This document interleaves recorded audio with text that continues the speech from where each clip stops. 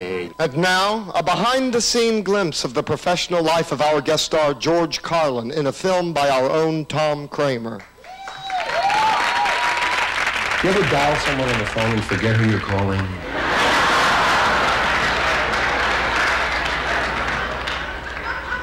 Do you ever look at yourself in store windows when you're passing stores? Hey, man, I look cool in the store window, man.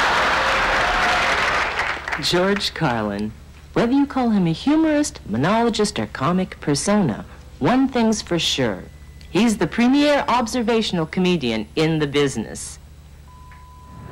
Well, I guess they call it observational humor because it points out things that people already know. They can relate, and they enjoy that. It's kind of fun. And who is responsible for all the familiar George Carlin observational humor? Well, let's meet his writing staff. Hello, I'm Leonard Steiger. I'm a retired drill press operator, now coming up with material for Mr. Carlin. My name is Millie Patterson, and I'm a housewife and part-time beautician. And this will be my 8th year that I'll be writing for George. I'm Vernon Barker. I'm a honey truck driver, and I've been writing material for George Carlin now for over 2 years. I figured out early on that if I was going to stay in tune with the public, well, I'd better have a writing staff that was representative of the public. So it's Vernon, Millie, and Leonard who maintain the spinal cord of George Carlin's wit. Have you ever noticed that you can lay something on this and then... They meet here 5 evenings a week in a special comedy lab. It is here where all of George Carlin's observational humor is born. The days are filled with tedious work. And the writers feel the constant pressure to keep the ideas accessible to everyone.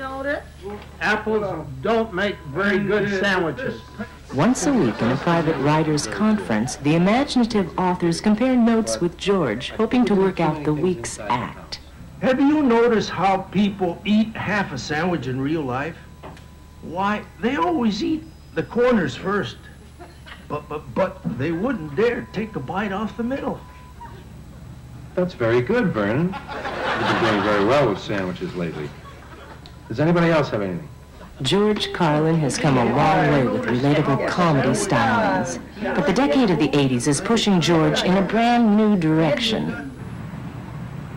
I thought it was time to experiment with my observations, to reach out a little more. George's first step was to say farewell to Vernon, Millie, and Leonard. 3 new writers will take their place. I'm Tomo Oliapi. They call me the Mystery Man of Fire. Hi, my name is Hunk Banks. I'm a cat burglar and extortionist. I'm currently paroled from San Quentin. I'm Herb, and I work in radioactive waste disposal. George is excited about the prospects of the new writers, and likewise the new style of observational humor they produce. Did you know that fire burns no matter how hard you swallow? Yeah, right. It's a tense-filled opening night for much of George's new material.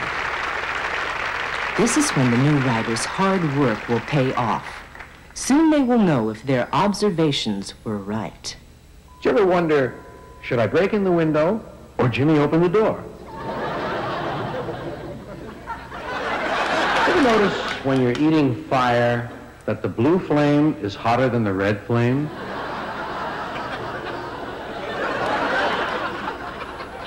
Did you ever notice with nuclear waste, the mass has no bearing on the radioactive half-life?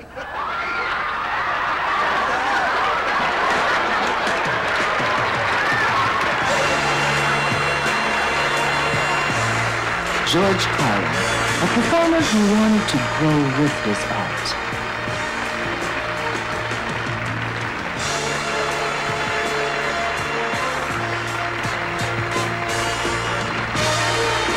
He took a chance with a new group of writers. And once again proved himself as top of the heap of observational humorists.